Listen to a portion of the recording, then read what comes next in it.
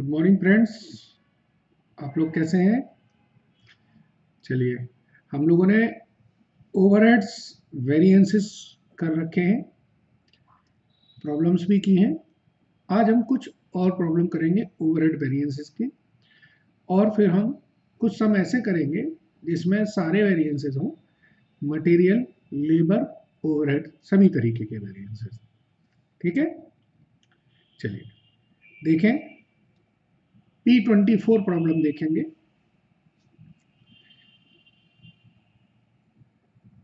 From the following information pertaining to March, calculate the overhead variance. अब इस problem में अगर आप देखें तो जो नॉर्मली प्रॉब्लम्स दे रखी होती हैं उनके अलावा इसमें डेज भी दे रखे हैं। तो जब डेज दे रखे हैं इट मीन्स कि आपको कैलेंडर वेरिएंस निकाला जा सकता है। अगर बजटेड नंबर ऑफ डेज और एक्चुअल नंबर ऑफ डेज में डिफरेंस नहीं है, सेम है, तो कैलेंडर वेरिएंस नहीं होता है। मैंने आपको एक्सप्लेन किया था कैलेंडर वेरिएंस क्या होता है। कैलेंडर वेरिएंस होता है increase in capacity due to complete number of days. Okay, increase की जगह अगर वर्ड यूज करें चेंज, तो सही वर्ड होगा change in capacity due to complete number of days working. पूरे दिन की वर्किंग से जो चेंज आया वो हमारी कैपेसिटी वेरिएंस में, उसको हम कैलेंडर वेरिएंस कहते हैं। ठीक है, तो अब इस डाटा को आप एक बार देख लीजिए, अपनी बुक खोल लीजिए और हम लोग इसको करेंगे।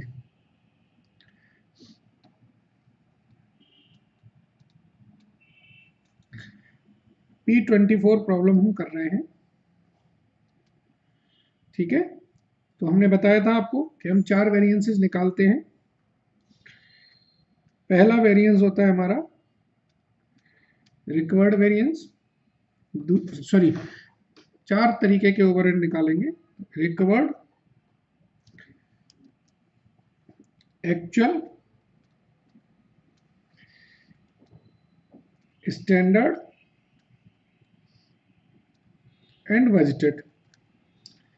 लेकिन चूंकि अब इसमें कैलेंडर वेरिएंस भी आ गया है, इसलिए हमें इसमें 5 ओवरहेड निकालने होंगे। पहला होगा रिकवर्ड, दूसरा होगा हमारा एक्चुअल, तीसरा होगा हमारा स्टैंडर्ड, चौथा होगा हमारा बजटेड और 5वां होगा पॉसिबल। अगर हम लोग आवरली बेस्ड लेते हैं तो इसके फॉर्मूले अलग होते हैं और यूनिट बेस्ड के फॉर्मूले अलग होते हैं। मैं हर बार एक फॉर्मूला इसलिए लिख देता हूं कि आपको उससे फॉर्मूले बार बार याद हो जाएंगे।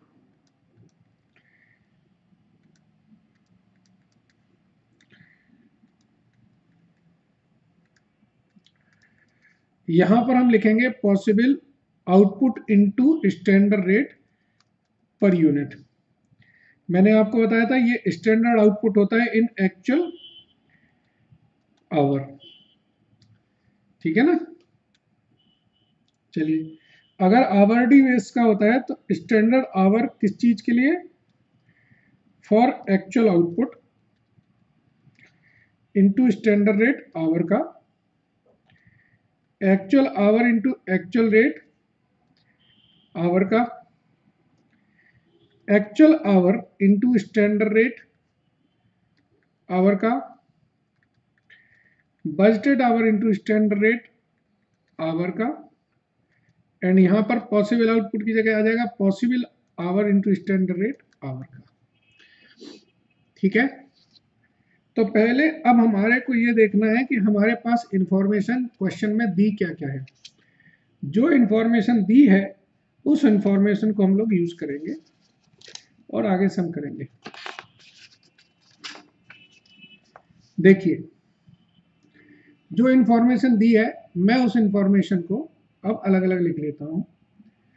हमको प्रोडक्शन दे रखा है, तो हमको दे रखा है बजटेड आउटपुट कितना है, 10,000। एक्चुअल आउटपुट दे रखा है हमको 11,000, बजटेड ओवरहेड दे रखे हैं हमको कितने 15,000, और एक्चुअल ओवरहेड दे रखे हैं हमको 15,500। ठीक है, अच्छा ये लाइन आ गई है।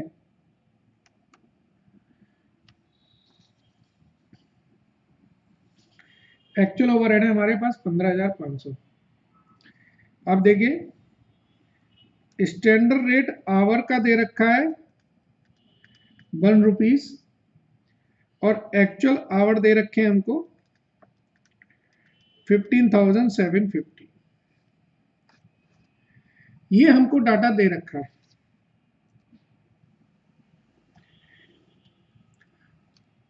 इसका मतलब ये है कि अब मुझे बाकी की इंफॉर्मेशन निकालनी है। जो डाटा दे रखा है जरा हम उसको लिख लें, रेड कलर से लिख रहे हैं। एक्चुअल आवर दे रखे हैं 15,750, एक्चुअल रेट की मुझे पता नहीं है, तो ये जो वैल्यू आएगी ये आएगी 15,500, ये दे रखा है क्वेश्चन में। ठीक है,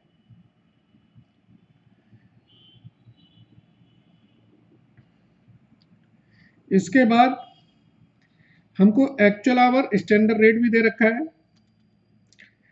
15,750 इंटू 1, 15,750।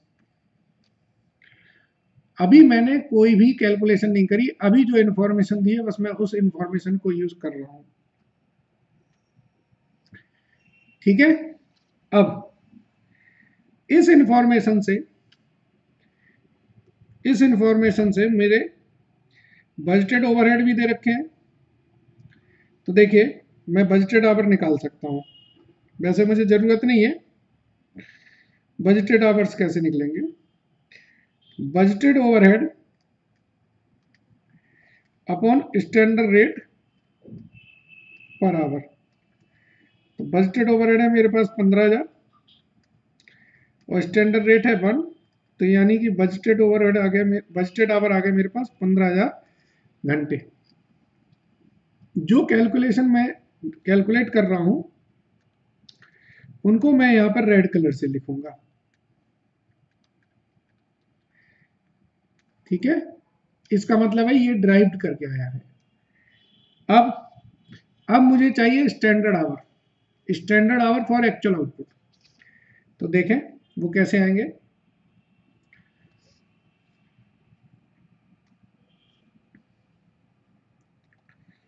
स्टैंडर्ड आवर चाहिए मुझे फॉर एक्चुअल आउटपुट। तो इसके लिए मैं देखूंगा पहले स्टैंडर्ड आवर पर यूनिट कितना चाहिए। ये होता है आपका budgeted hour upon budgeted output. तो देखिए 15,000 घंटे हैं और 15,000 घंटे में आपकी 10,000 यूनिट तैयार हो रही, यानी कि 1.5 आवर आपको चाहिए। तो standard hour is equal to क्या होगा, actual output into standard hour per unit. Actual output आपका है 11,000 और स्टैंडर्ड आवर पर यूनिट है 1.5, यानी कि 16,500 घंटे आपके हो गए स्टैंडर्ड आवर। सही है, तो इन स्टैंडर्ड आवर को मैं यहां यूज कर लूंगा 16,500 इंटू 1 इज इक्वल टू 16,500। देखिए ऊपर वाले आवरली कैलकुलेशन में मेरे 4 डाटा निकल आए हैं। अब मुझे पॉसिबल आवर निकालने हैं, तो चलिए पॉसिबल आवर निकालते हैं।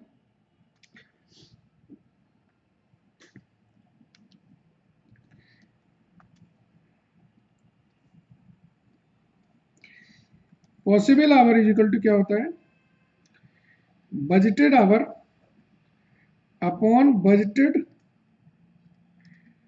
Number of days into actual number of days. तो बजटेड आवर्स थे आपके 15,000, बजटेड नंबर ऑफ डेज थे 25, और एक्चुअल है 27। तो देखें कितना आएगा, ये होगा आपका 500 से 600 से, तो ये आ जाएंगे हमारे पास 16,200 घंटे। ठीक है, पॉसिबल आवर आ गए। तो पॉसिबल आवर से हम लोग ये कैलकुलेशन यहां लिख लेंगे, 16,200 इंटू 1। ठीक है, ये ऊपर हमने आवरली कैलकुलेशन कर ली। अब हम यूनिट बेस्ड कैलकुलेशन करेंगे। तो यूनिट बेस्ड में सबसे पहले मुझे चाहिए स्टैंडर्ड रेट पर यूनिट का। देखिए वो सब जगह लग रहा है। यूनिट बेस्ड कैलकुलेशन में ग्रीन कलर से कर रहा हूं।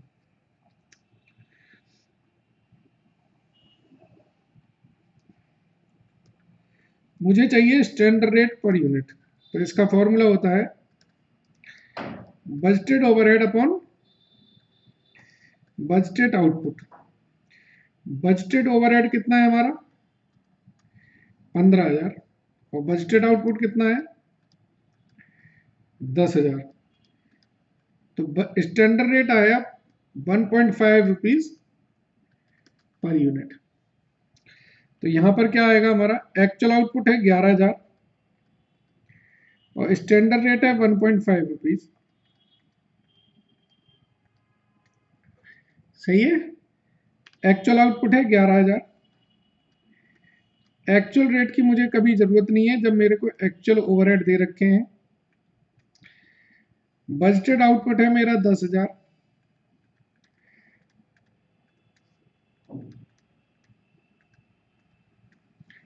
अब मुझे सिर्फ दो डाटा चाहिए। पहला डाटा है standard output in actual our और दूसरा डाटा है मेरा पॉसिबल आउटपुट। ठीक है ना, चलिए तो पहले मैं निकालता हूं standard output in actual our. देखें, मैंने अभी ऊपर निकाला था स्टैंडर्ड आवर पर यूनिट, ये निकाला था, कितना आया था 1.5। तो इसका फॉर्मूला क्या होगा, actual hour upon standard hour per unit. Simple सी बात है भाई, स्टैंडर्ड आपने बनाया था कि 1.5 घंटे में आपकी 1 यूनिट तैयार होगी। तो एक्चुअल आवर जितने हैं उनमें देखें कितनी यूनिट तैयार हो रही है। तो 15,750 घंटे आपके एक्चुअल हैं, डिवाइडेड बाई 11, सॉरी 11 नहीं होगा 1.5 होगा, डिवाइडेड बाई 1.5। तो ये देखें कितना आएगा, ये आएगा आपका 10,000,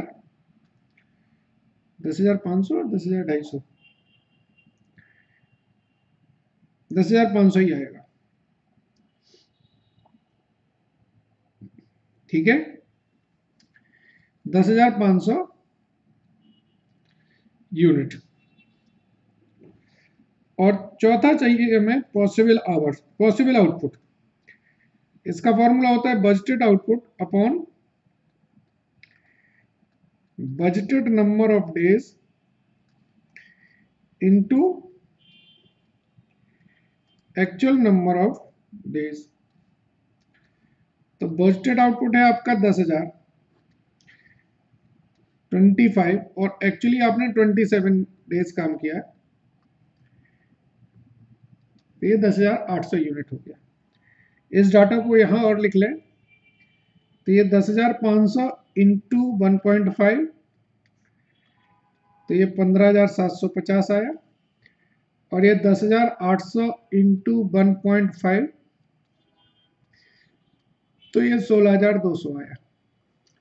मैंने ये आपको बार बार प्रूव कर दिया है कि आप चाहे आवर बेस्ड कैलकुलेशन करें चाहे यूनिट बेस्ड कैलकुलेशन करें, आंसर बराबर आते हैं। ठीक है, अब हम वेरिएंस निकालेंगे।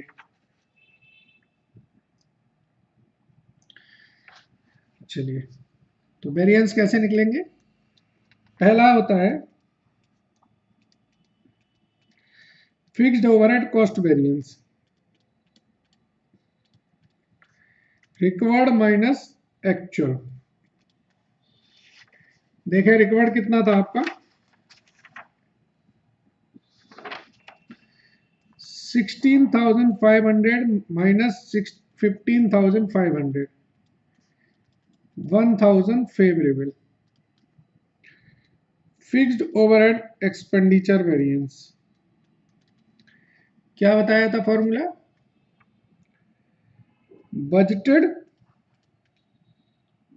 Overhead minus actual overhead. इनके नीचे आप ओवरहेड लिखते जाइएगा अगर मेरे से मिस हो जाए। बजटेड ओवरहेड थे आपके 15,000, एक्चुअल ओवरहेड हो गए 15,500, तो ये 500 आपका एडवर्स हो गया। फिर तीसरा variance fixed overhead volume variance क्या होगा, required overhead minus budgeted overhead.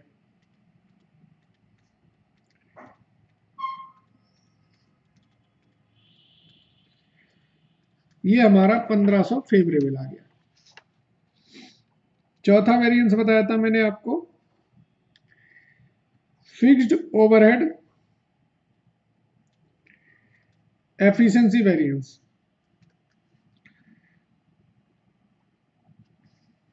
Fixed overhead efficiency variance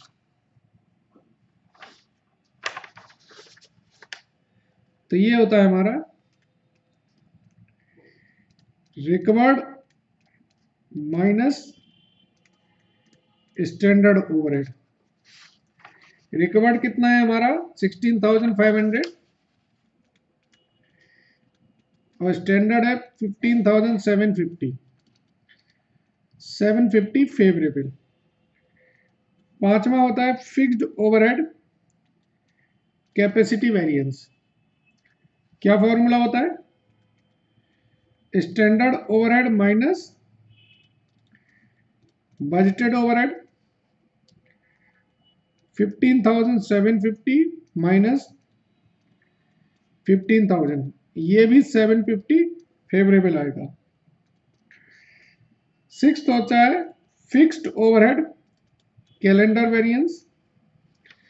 क्या बताया था इसमें फिक्स्ड ओवरहेड कैलेंडर वेरिएंस में कि भाई आपका पॉसिबल से कितना फर्क पड़ गया, ठीक है ना, पॉसिबल से आपको कितना फर्क पड़ गया।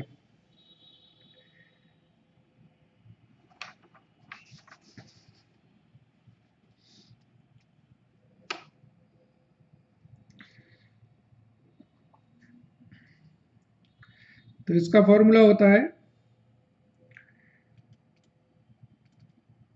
Possible overhead minus budgeted overhead. Possible मेरे थे 16,200, तो ये हो गए मेरे 1200 फेवरेबल। तो लास्ट आया सेवेंथ वेरिएंस, वो है fixed overhead revised capacity variance. वो होगा मेरा standard overhead minus possible overhead. ये होगा हमारा 15,750 माइनस 16,200, तो ये 450 एडवर्स। ठीक है, तो आपने क्या देखा कि ये जो फिक्स्ड ओवरहेड कॉस्ट वेरिएंस है ये एक्सपेंडिचर और वॉल्यूम का समिशन है। जो एफिशिएंसी और कैपेसिटी वेरिएंस है ये वॉल्यूम की फर्दर सब डिवीजन है, और जो कैलेंडर और आपका रिवाइज्ड कैपेसिटी वेरिएंस है वो आपका कैपेसिटी का सब डिवीजन है। कॉन्सेप्ट क्या है कि टोटल आपकी 750 रुपए की कैपेसिटी इंक्रीज हुई और 750 रुपए की आपकी एफिशिएंसी इंक्रीज हुई। मतलब क्या हुआ, कैपेसिटी जो आपने मशीन आवर्स यूज एक्स्ट्रा करे, मतलब आपने 10 घंटे की जगह 12 घंटे काम किया, और एफिशिएंसी का मतलब होता है कि जो आपने पर आवर्स कम टाइम करके, यानी कि 10 घंटे में ज़्यादा आउटपुट यूज़ किया। तो वॉल्यूम में टोटल 1500 रुपये का फर्क पड़ा था, उसमें से 750 रुपये एफिशिएंसी की वजह से और 750 रुपये कैपेसिटी की वजह से।